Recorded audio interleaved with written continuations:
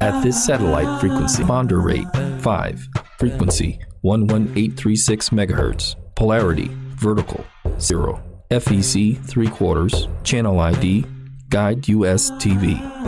You can also download the app to your smartphone.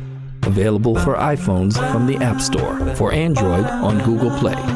And now Guide Us TV is available on Roku. Get guided with Guide Us TV.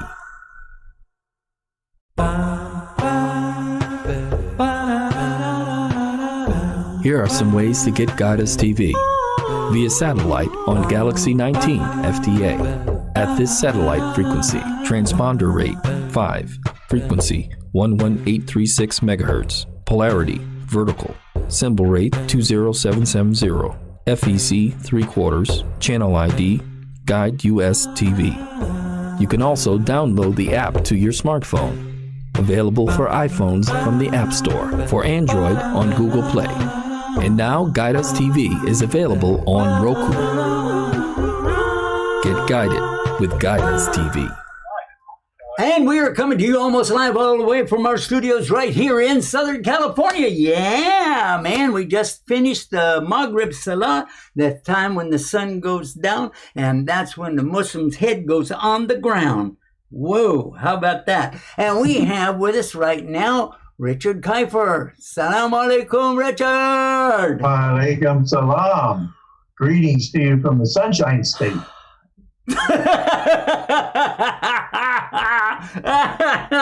Did you know it rained here today? We didn't have sunshine. One half of the mountains was black as night, and the other half, I looked over to the other side. I got my little nephew out here with me, and I said, look over there. It's so black. It's so, and then I said, look over here. And it was just this beautiful blue sky, few clouds, and it was unbelievable. And you could see like a line, like somebody drew this line, and then over here's the black and the mountains and the snow and the rain, and then over on this side, wow. So we had 3 days in a row in the 60s.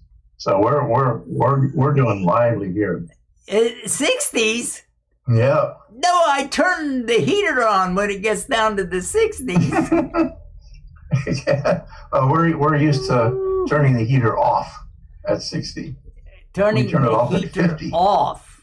So, yeah.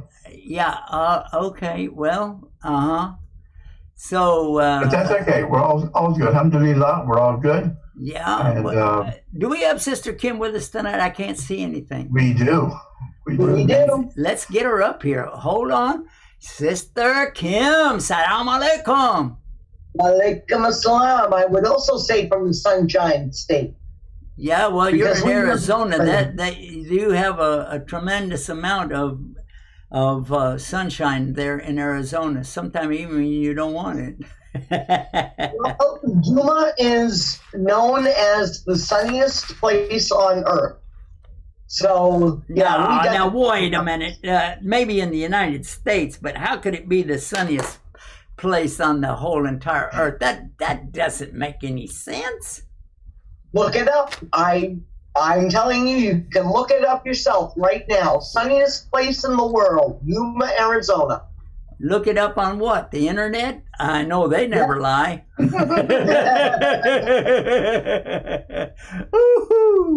Wow, we're getting off to a pretty great start. Richard, we're going to talk about something tonight. I thought maybe I should inform you and all of our folks that are watching out there. We want to be talking about the possibility that all of this came about, the things we're talking about right now, like the weather and the situation we find ourselves in. All of this just happened by a giant accident. What do you think? A giant accident? Yeah, just a huge, it's like a fumble. out here. Everything just like blew up. There was a big bang, explosion. Big bang. Everything went, and then all of a sudden, all of these little round things just came out of that explosion and start going around and around and around. And after millions of years and you know, the longevity of the thing. So then all of that just started equaling out, sort of like, you know. And then one of the planets out there, not a sun and not a moon, but one of the planets of this round thing had water on it. Not any others, but just this one has water on it. And hey, wait a minute, hold on, wait for it. Oxygen. Yeah, oxygen. And it's coming from the trees and plants who breathe out the oxygen, and they breathe in carbon dioxide. And what do you think that human beings breathe out? I think they breathe out Carbon dioxide. carbon dioxide, don't they? Breathe in oxygen. We breathe in oxygen from the plants. Yeah. And right. We sort of have a symbiotic relationship with these guys. They're the plants, and they need for us to go, ha. And we need for them to go, ho. And ha and ho. And there you go. Ha ha. Big accident all at once. Yep. That seems like that would take a lot of faith to believe that. A lot of faith, right? Okay, yeah.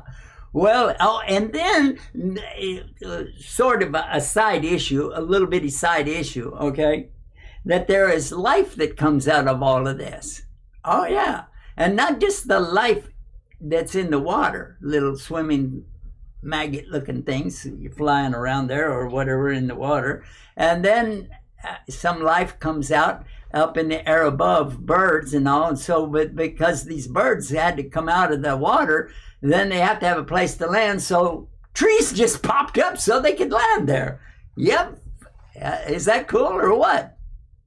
Yeah, they've landed in my tree. Yep. See, that's the proof. There you go. You look at a bird in the tree, you say he wasn't there a minute ago, and now he's there. Yeah, that's the explanation for everything. Yep, and he makes a deposit on my porch. Oh, that's nice.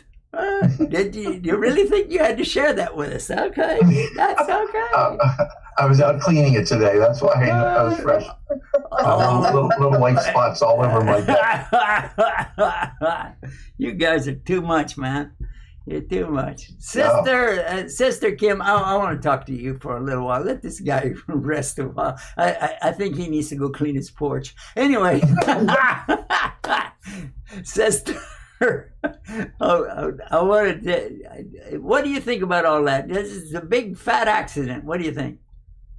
I don't think it was a big bad accident, but by the same respect, I don't think that the Big Bang Theory is that bad of an idea, because the biggest flaw with the Big Bang Theory is that something came out of nothing, and there is nothing in physics or science that can explain that other than an intelligent God.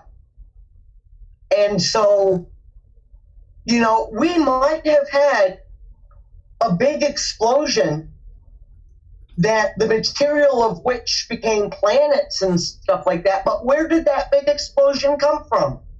Hey, now that's a good question.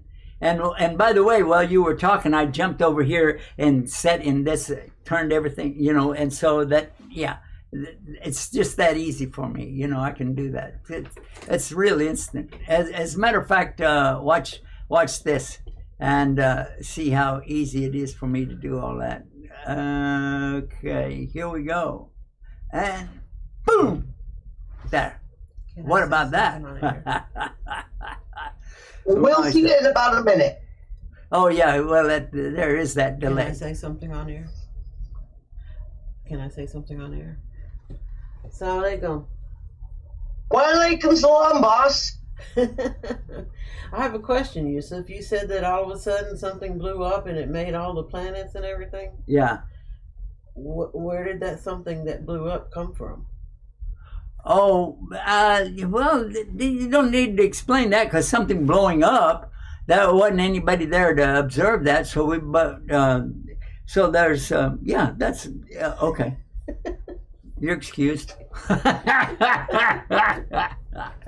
Woo! All right, are we having fun yet? It was good to hear from her. Yeah, you know what, she watches our program every night. She wants to be sure that I'm at work. So, yeah. And she is the boss around here, so... But I get to go in and wash the dishes on my own, and nobody has to approve it for me to do that. So there you go. But getting back to what we were talking about. Yes, let's do that. From my understanding of the Quran, which, Allah forgive me if my understanding is wrong, the Big Bang Theory in the creation of the universe, what the Quran says fits.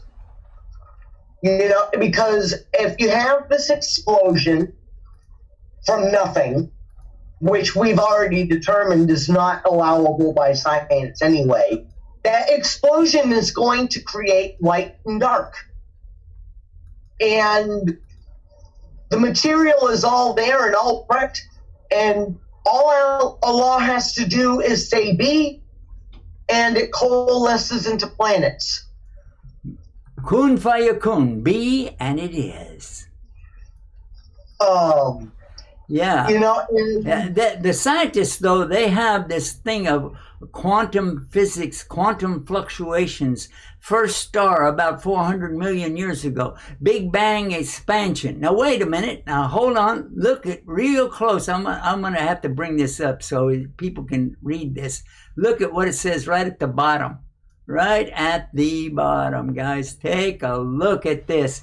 It says first stars were 400 million years ago, but the Big Bang explosion happened exactly 13.77 billion years. They don't give the exact month and date on that, but I don't think they have to. What do you think?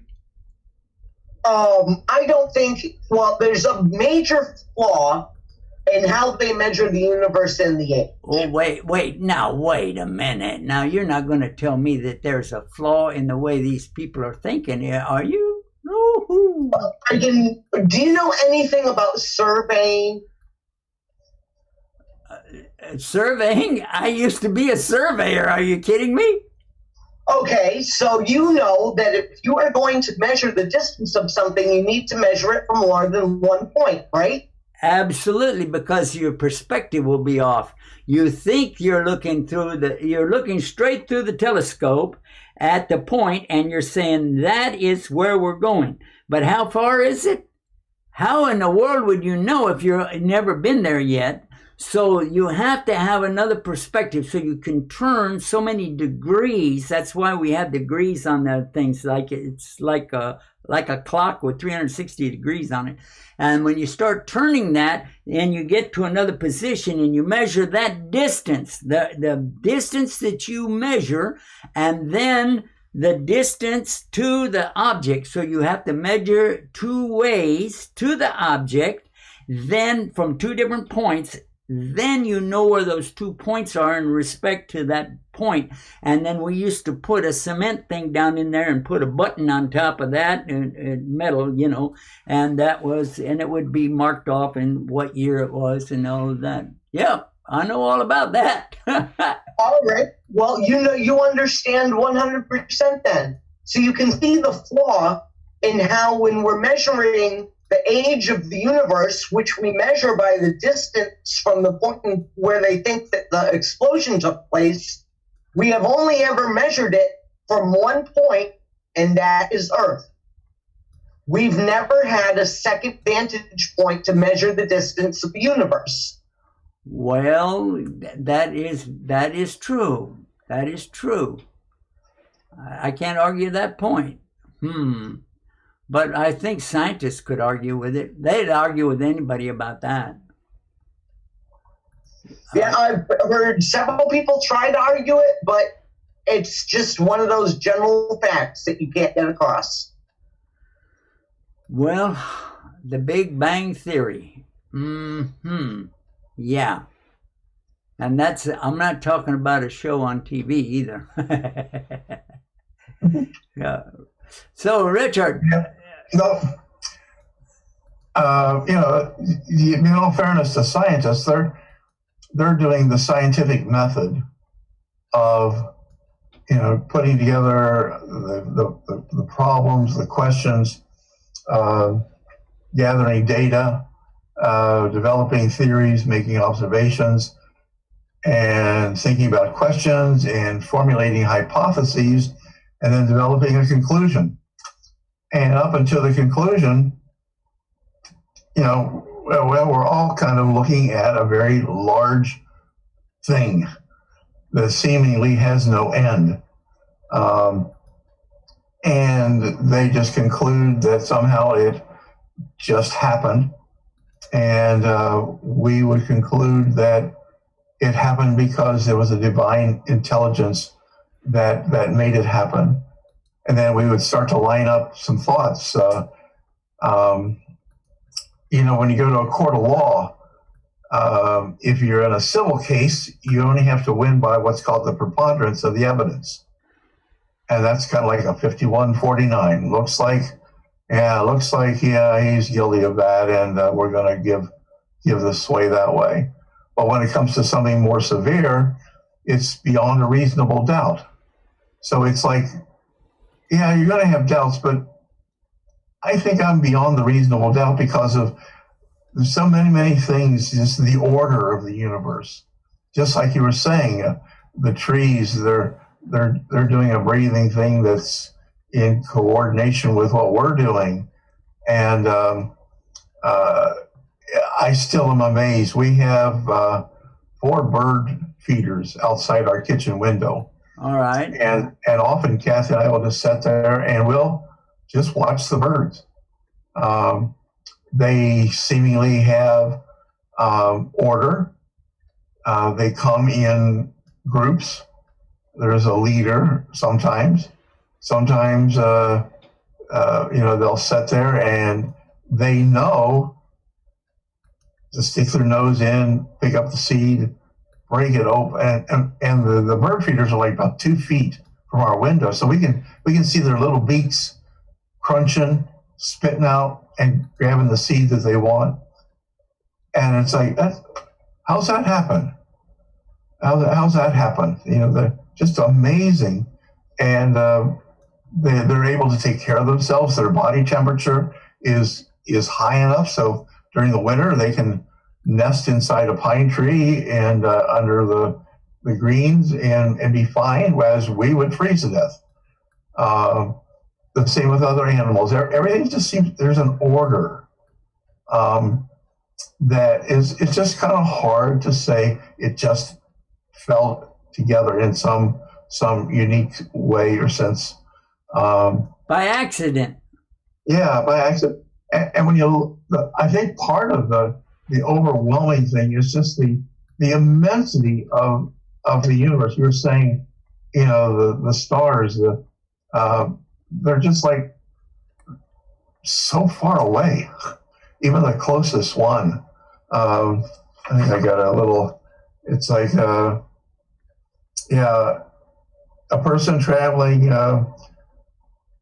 to the sun. It would take 21 years if you were going at 500 miles an hour. I mean, this stuff is big. I always remember as a kid when the Russians put up cosmonauts. Yeah, Sputnik.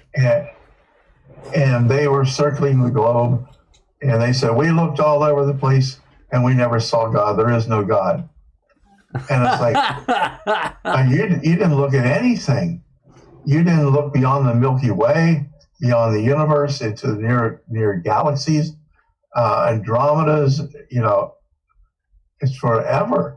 I mean, we just landed something on Mars, a little lunar thing, kind of, and it took 7 years to get there or something. It's just, it's big. It's too big just to say it happened and that we know much. It's to come around to that scientific method and then come to the conclusion that it's just nature, life found a way. Well, let me read something to you. This is, I want to pull this up from NASA, and this is, I got to make this thing fit the screen here. Yeah. That's going to take me a minute. Not really a minute, not 60 seconds. So, yeah. Here's what NASA has to say about all this. Okay, this is NASA, 20th century, and they're saying that the Big Bang Theory was accepted as the standard model of cosmology. They were rewarded with the Nobel Peace Prize for Physics. And Penzias and Wilson, they're the ones who were rewarded with this in 1987 for their discovery of cosmic radiation. MashaAllah, MashaAllah. What do you think about that? They discovered something, and so they got the Nobel Peace Prize for what? For what? Understanding the Big Bang Theory accepted as standard model of cosmology. What can we say about that? Well, hey, Go ahead, sister. Go ahead. No. I want to hear from you. The cosmic radiation and where it came into effect with the Big Bang Theory is the residue of cosmic radiation is supposed to be the remnants of that explosion. It's the explosion itself, for lack of a better term, is still happening. And so the cosmic radiation is still radiating out from the point in the universe at which the Big Bang Theory was supposedly happened. And it was the measurement of the cosmic radiation that so-called cemented the Big Bang Theory. And so that's why the cosmic radiation was given the Nobel Prize. Okay. That doesn't really explain all of it, but yeah, I think that's decent. That's decent. But now I wanna go to the 7th century. Can we do that? Let's go to the 7th century and see what the creator of the whole universe, what he had to say about all this. What do you think about this idea, guys? I think that's good. All right, let's go. Now, this is something called the Quran, and Quran means that which is recited. So, and this is in the 7th century, and it is from the Quran itself. So, and this is, of course, a translation, so tolerate that, but here we go. In the Quran, in chapter 21, verse 30, all right? It says, don't the unbelievers, this is the people that are the kuffar, they're backing up to cover up everything, you know. Don't they see that the heavens and the earth were joined together as one unit of creation before Allah split them up, clove them asunder? We made from water every living thing. Will they not then believe? Now, I want to back up and share with you guys, this is 7th century, which means the 600s, the early part of the 600s. So in 1987, you're going to tell me that somebody discovered something and that they can accept something, and it's not an explosion, but Allah did take the whole universe, as He says. Don't the unbelievers see that the heavens and the earth were all joined together? Everything was one big happy clump of whatever, and then Allah split it up. Now, if you said, well, yeah, after these guys said what they did, you could make that up. That's true. But keep this in mind, guys. We're talking about 1,400 years before these guys were even a gleam in their father's eye. I mean, hello. What can we say about that, sister? Like I said, it's, what the Quran says fits what the scientists say.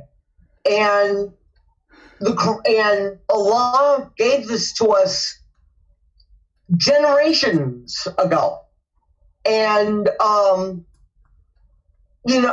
if you're looking for irrefutable proof of how the universe was created, when you read the Quran and you read the scientific theories and stuff like that, you can say, yes, there's some holes in the scientific theories.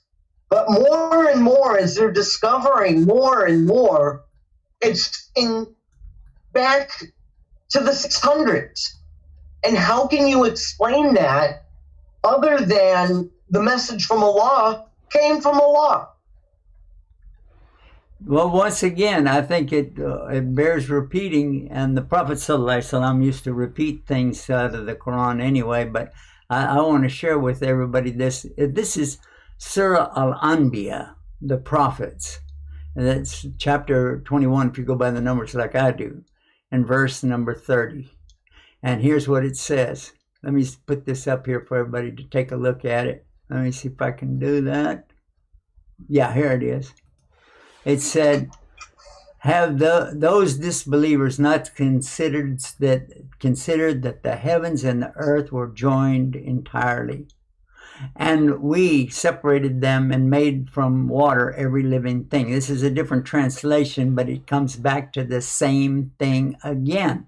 Now, how in the world are you going to explain that this exact thing was told to them 1,400 years before they were ever born, and they're going to discover it and try to prove that there is no God? Wow. Okay. Yeah.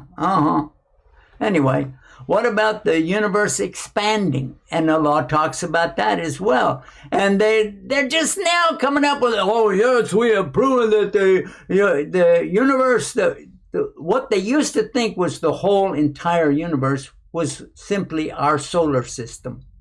And then they decided, oh, look at this. Beyond that, we can see, oh, these stars. Okay, that's the Milky Way. I don't know how they got milk out of it, but anyway, I don't want to milk this deal. Let's go forward. But stop and think just for a second, just a nanosecond, part of a second. How in the world do you explain something that was already clearly explained by the one who created everything? And the people that heard it were Arabs, desert Arabs, who didn't have a clue about any of that, but they accepted it because of the personality of the one who's saying, this is what I'm hearing from the one who created everything.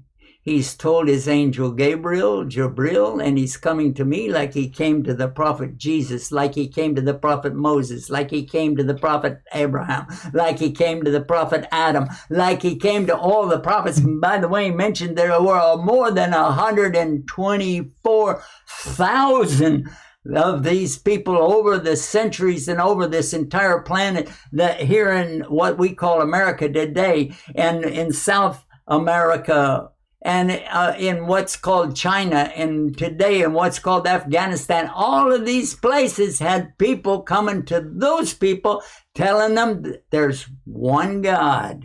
He created everything. There is nothing except that he created it. If he didn't create it, it doesn't exist. Simple, easy to figure out. And why can't they accept that? Oh, that's right, because they don't feel important if they do that. You know, the practical problem with that, regardless of how they got to that conclusion, I mean, they looked at the Milky Way, but there's over 100 billion other Milky Ways that have been discovered. So, I mean, it's immense. It's immense. But the whole problem comes right down to us living here on Earth. I mean, if this is an accident, then what am I? What are you? What are your children? They're just flying through space on a mud ball till they reach a point where they no longer exist. Well, here's something. I want to kind of. This is a drawing. Actually, it's not an actual photograph. And here's another. This is also a drawing, not a photograph. Here's another drawing, not a photograph. Let's put that up there. Yeah, because the reality is, how in the world are you going to get a perspective, a different perspective on the other side of the universe? Like Sister was talking about earlier, whenever you, when you're going to talk about distance and you're going to talk about perspective, how is somebody that then we reached the moon? Okay, voila, that's amazing. We all the way flew from Earth to the moon. Keep boom. And it took us how long to get there? And now you're going to tell me because we did that, we know what the whole Earth looks like. Okay, that's good. And you know what the whole galaxy looks like? Maybe not. And now you're talking about galaxies? Yeah. Well, wow. You get down to trying to answer the question, why am I here? What is my meaning? Am I just here? That's another one. When we come back from our break, we got to take a break, guys. Okay. Wow. I didn't realize I talked so much. Sorry for that. All right, we're going to take a break. I promise when we come back, we're going to pick up where we left off. I promise I won't talk any more than I want to. Okay? That's it. Here we go. Can you imagine? It's our 10th anniversary. Guide Us TV on the air for 10 years already. Wow. And we want to keep going and growing. And how you can do that? Join us. Be part of what we are doing with Recite on TV, Bridge to Faith, Simple Reminders with Abu Hafsa, all of these great programs and more coming to you 24 hours a day, no commercials, no advertising, just pure Islam with Quran every hour, with reminders throughout the day what the Hadith teaches. These programs are the only collection coming to us here in America from America, and you can be part of it. Guide US TV. Keep it on. Keep it going. Keep it growing. Stay guided with Guide Us TV. And we are back, and we're going to pick up right where we left off. And what I was saying was I'm not going to talk any more than I want to, and I might not even talk as much as I want to. But anyway, so let's go back to Richard. Richard, I want to open this up back with you, pick up where we left off, and talk about it. Well, we come to a point in our thinking. Everybody has an existential moment when they go, "Why?" Whoa! Wait a minute. What kind of a moment? Existential. I like that. You like to use these big words because you went to school, didn't you? Yep, I can tell that right away. I did. I got some good learning. You got some good learning. All right. Yep, go ahead with your existential, stinking, whatever it was. Existential. Why do I exist? Okay. And everybody comes to that. I mean, just to go, well, I'm born, I'm a kid, I have fun, I go to school so I get a job, so I can work for all these years, raise more kids, retire, die. What's the point? Why do I even bother to obey any rules? Why do I bother to care for a wife and kids and provide for them? I should just because there is no God. But if there's not, then there's no reason for me to be nice to people. I should just be a mean old guy and look out for number one. Okay. And but people come to a point, whether you're young or whether you're old, every once in a while you go, ain't nobody getting off this planet alive. Wow. I mean, when you're young, you're a teenager, you're in college, the possibilities of dying is like, oh, that's so far away. That, they almost think I'm invincible. I'm beyond that. But as you get a little older and aches and pains start to set in and things don't function as well and your eyesight is a little weaker and your hearing is whatever, and your teeth are falling out and bunions and bruises and bumps, and all of a sudden you go, well, I'm kind of mortal. Why am I here? And, you always have the option, well, you can react to that in a number of ways. One might be you just go or jump off a bridge. What's the point? The bottom line is that's not a good point. I'm just saying that people might consider that as an option. Other people would just ignore it. Oh, I just don't want to talk about death. It'll go away. I just don't want to go there. There are people that just never go to another person's funeral because it brings the reality of the mortality of mankind. Wow. Well, that sounds almost like you're working on building a rhyme for us. The reality of mortality. I like that. Yeah, the mortality. Work on that. Yeah, we're mortal. Tomorrow we're mortal. This flesh and blood will not go forever. It just won't go forever. And then sometimes you just I just got to make the best of a bad situation. And so you raise a family and you do your best. And so you got three options there so far of jumping off a bridge, jumping off a cliff, or hoping it'll go away, or just trying to make the best of a bad situation. You said earlier, and or you have the option of saying, maybe there's a purpose. Whoa. You said earlier that they went up to the moon and looked around and they said, what? There's no God up here? And we didn't say anybody. I mean, the atheists talk about the invisible man in the sky. I say, well, what sky are you looking at?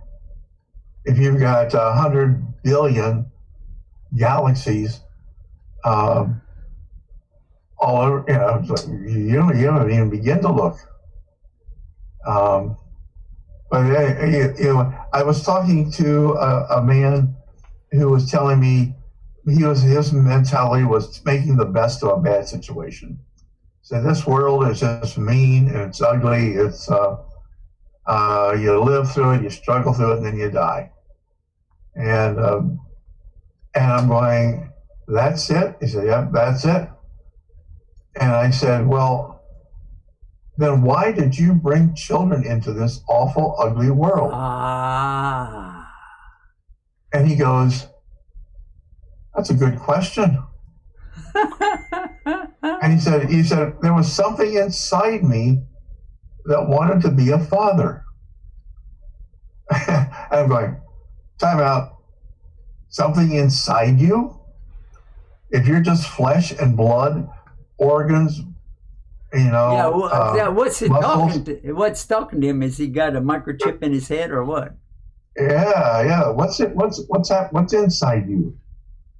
In Islam, we call it fitra. It's the presence. It's the knowledge of presence of God. Well, one of the things I'd like to talk about tonight, if we could just mention this, to think about when people are saying there's no God, they preface it before that. They say that all these religions are man-made. All right? They start with that, and then they say there is no God. So all religions are man-made. Then they go back to that again. So the preface to there is no God is, oh, there's man-made religion, and I hate that. So there is no God, so therefore there is no religion. And they just go around in a circle with that. Have you heard about this before?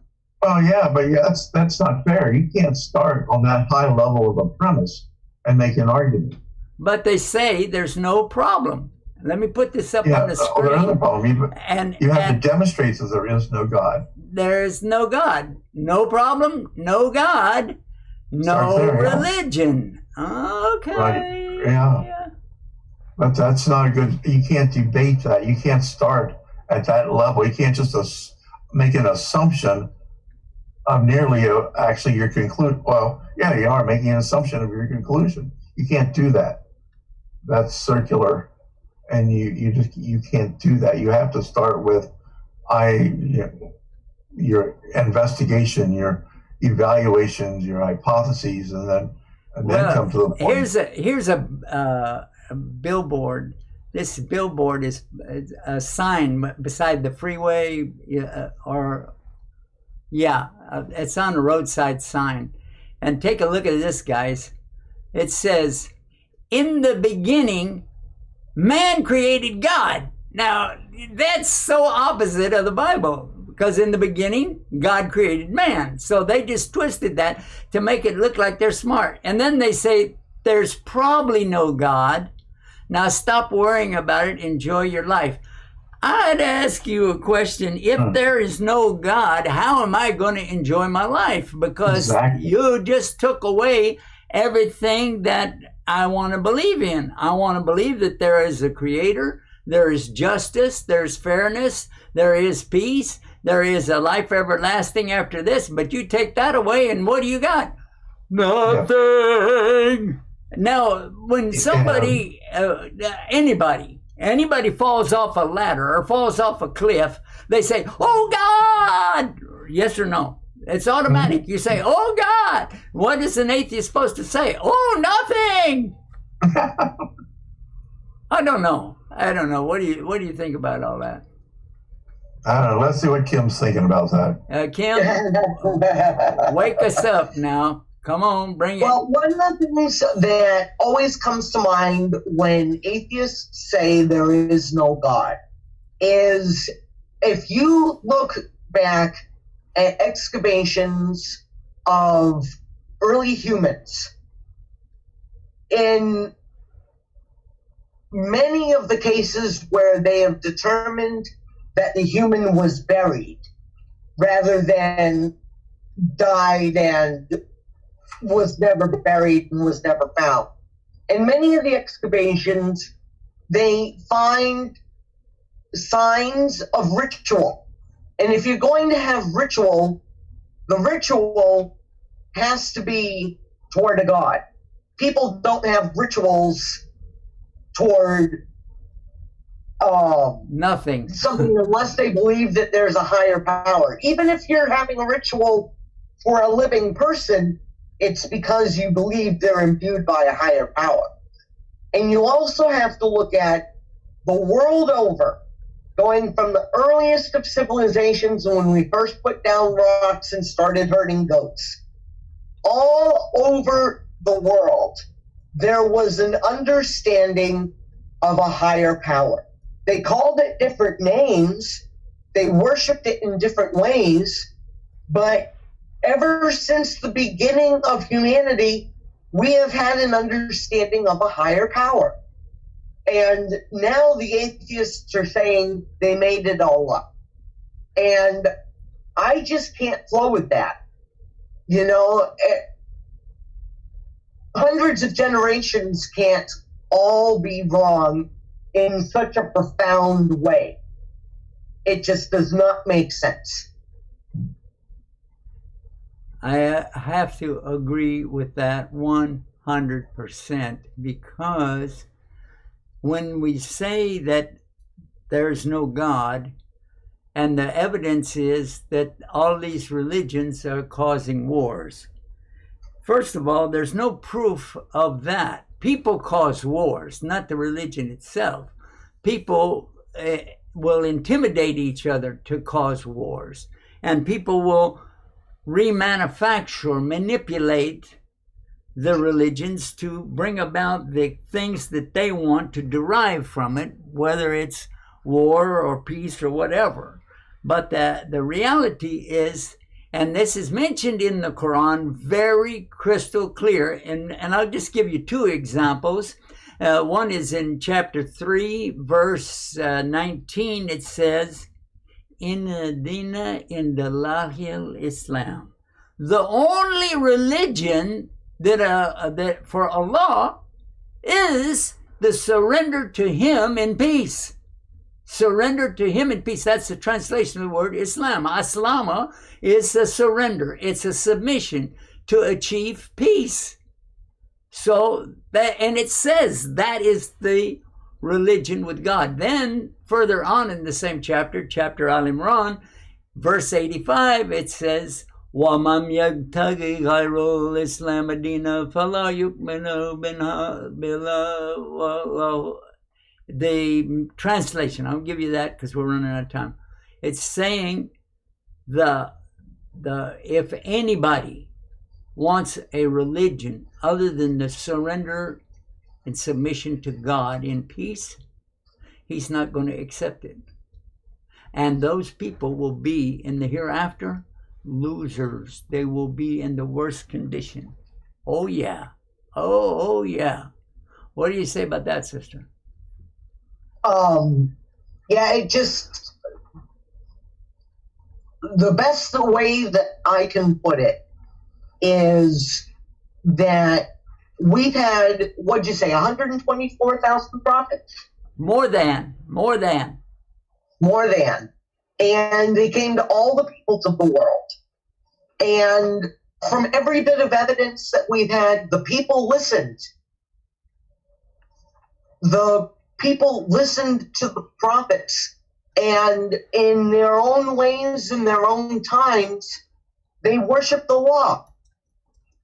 And so, you know, you can't say that this is just a new thing that came with Muhammad or anything like that. We know, for example, that it came from Abraham. We know that it came from Adam. And if it came from Adam, doesn't it only make sense that Adam's children would spread the word? And as people went and filled the earth, that the prophets would have spread the word. And, you know, like I said, I mean, we've got evidence of people moving away from it, but we've got evidence of people following it. And so, well, you know what? I'm doing this. Sister, where I live right now in California, there are beautiful mountains. There are beautiful sea coast levels out there, and when you see the sun setting in the west, take a look at this, unbelievable. And when people see this, and I have a picture of my grandson standing similar to this, and the time was about the sunset, you know, and you look at this, and you have to ask yourself, how could anybody look at these beautiful examples all around us and then deny the Creator of His right?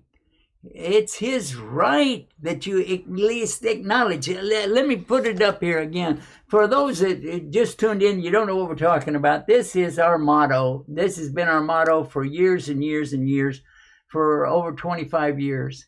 Worship the Creator, not what He created. Worship the Creator, not the creation. That's a bumper sticker, and you can get that bumper sticker right now. All you got to do is just send me an email, and I'll take care of that. Let's see. Yeah, here it is. I wrote it on the back of a bumper sticker. That's the email you send it to.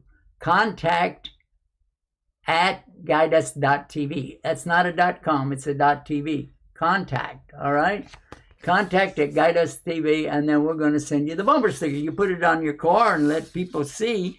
And then, of course, there's a little ad. If you don't like Guide Us TV, you can cut that off and just keep that. And I don't mind.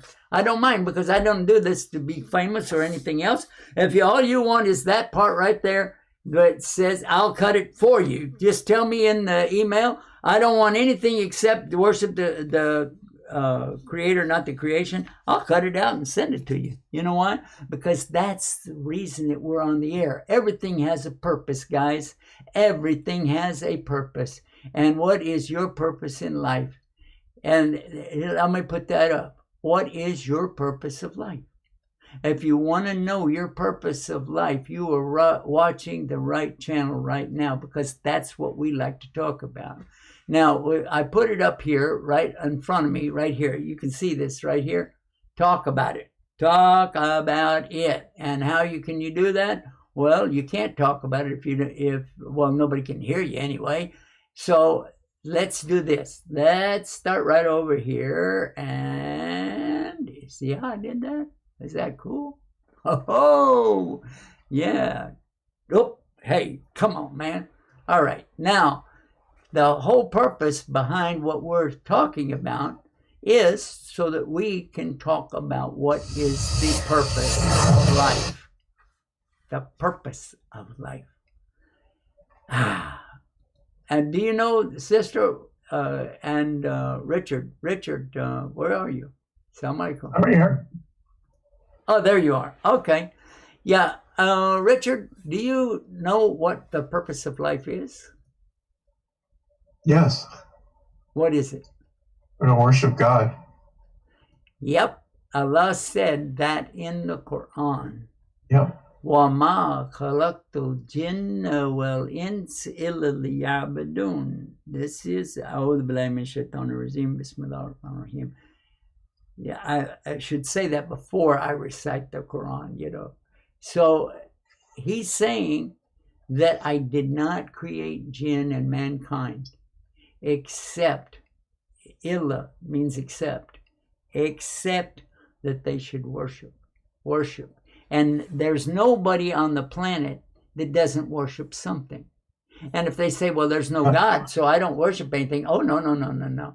You worship, you're following these people who you look up to, and you say, oh, look at what Trotsky said, and look what so-and-so said, and this and that. And you're looking up to these guys, and they didn't create themselves. They didn't create you, but you want to give them all this credit. I don't understand that. What do you say about that, Richard? I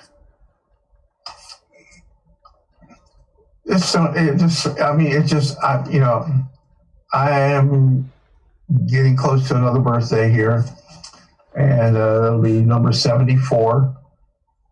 And stuff has to work for me. And to say there is no God, or there's no purpose, that doesn't work, because that just leaves me with this thing called soul sorrow.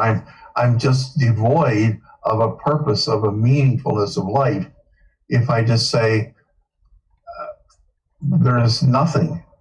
There are so many factors, the size of the universe, the whole process of why am I here, why am I a father?